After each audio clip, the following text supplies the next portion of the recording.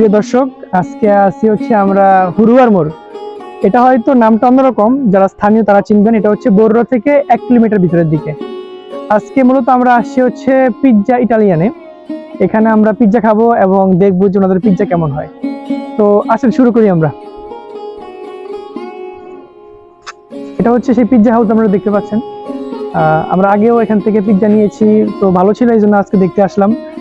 এখানে সরাসরি মূলত কাঠের মাধ্যমে এই পিৎজা তৈরি করা হয়। কাঠের যে কয়লা, সেই কয়লার মাধ্যমে তৈরি করা হয়। এখন তো চলছে প্রস্তুতি, আমরা দেখতে পাচ্ছি। কিছুক্ষণের মধ্যে আমরা দেখবো আসলে কিভাবে এটা তৈরি করা হয়, এটার মেকিং যে প্রসেস। আমরা যে পিৎজা তৈরি অর্ডার করেছি সেটা কিভাবে মেক করে এবং কিভাবে উড ফায়ারের মাধ্যমে তৈরি করে সেটা আমরা দেখবো আর কি।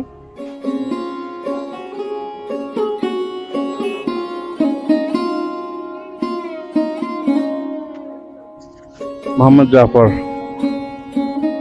আচ্ছা, আপনার এটা করার প্ল্যান কিভাবে আসলো বলেন তো? আমি দেশে আসার পরে মার্কেট বাড়ি করার পরে বেকার হয়ে গেছিলাম। তারপরে চিন্তা করলাম অন্যের কাজ করব। চিন্তা করলাম আবার ফ্যামিলি কি করব, এটাও তো চিন্তার বিষয়। আমি যদি এখান থেকে চলে যাই, আমার ফ্যামিলি কিন্তু অন্য জায়গায় রাখা যাবে না। তো চিন্তা করলাম ছোটোখাটো একটা কিছু কইরা দেখি। প্রথম আমি চা বিস্কুট এগুলো বিক্রির চিন্তা করলাম। তারপরে ভাবলাম আমি তো এখন ইন্টারন্যাশনাল কাজ জানি, তাহলে আমি একটা পিৎজা দোকান খুলে দেখি কি হয় দেশে। তখন আস্তে আস্তে এইটা করলাম, পিৎজা চালু দিলাম। ইনশাল্লাহ এখন আস্তে আস্তে আমার দৈনিক কাস্টমার বাড়তে আছে, আর আমার পিৎজাও ভালো মানের, কাস্টমাররা খেয়ে উপকৃত। ওরা একজনে আরেকজনের কাছে প্রচার করে আর কাস্টমার নিয়ে আসতেছে একের পরে। আপনার পিৎজার সাথে আর আপনি কি বিক্রি করেন? আমি বার্গার বেশি, নেক্সট প্ল্যান হচ্ছে জুস, তারপরে নাগেটস, কেএফসি এগুলোর চিন্তা ভাবনা আছে? হ্যাঁ আছে, স্যান্ডউইচ, বার্গার সবকিছু, সালাদ যদি চলে, দেশের মানসম্মত ভাবে করার জন্য ইনশাল্লাহ। দর্শক দেখতে পাচ্ছেন যে এখন 3টা রানিং আছে। এটা হচ্ছে সরাসরি কাঠের কয়লা থেকে। আপনারা নিচে দেখতে পাচ্ছেন, আমি যদি একটু জুম করে দেখাই, এই দেখেন যে 3টা অলরেডি হচ্ছে।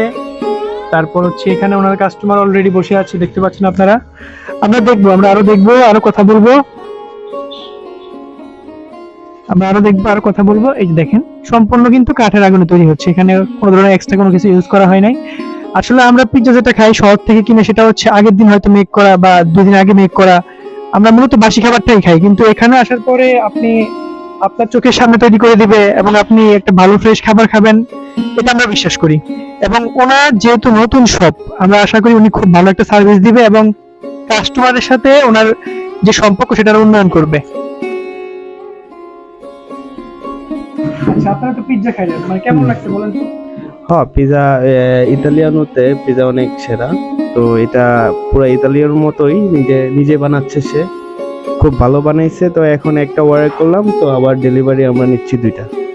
তো খুব মজা হচ্ছে এখানে। আমি রিকমেন্ড করি সবাই আসতে, ভালো হবে ইনশাল্লাহ। Thank you.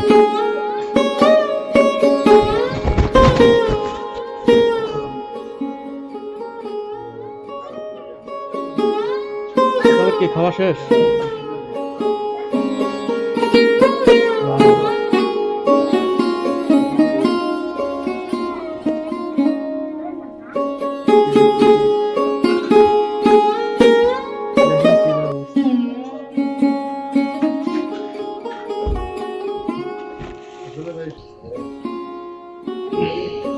আপনারা দেখতে পাচ্ছেন জিনিসটা, দেখেন যে কত সুন্দর, এত সুন্দর করে চিজ দেওয়া হয়েছে। প্রত্যেকটা উপাদান দেখেন, প্রত্যেকটা লেয়ার একদম ভালোভাবে দেওয়া হয়েছে।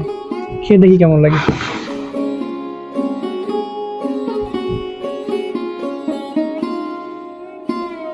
আসলেই ভালো। আমি তো মূলত আগে একবার নিয়েছিলাম, আজকে আবার এখানে খেতে আসলাম। খুব ভালো হয়েছে জিনিসটা, খাচ্ছি আমরা।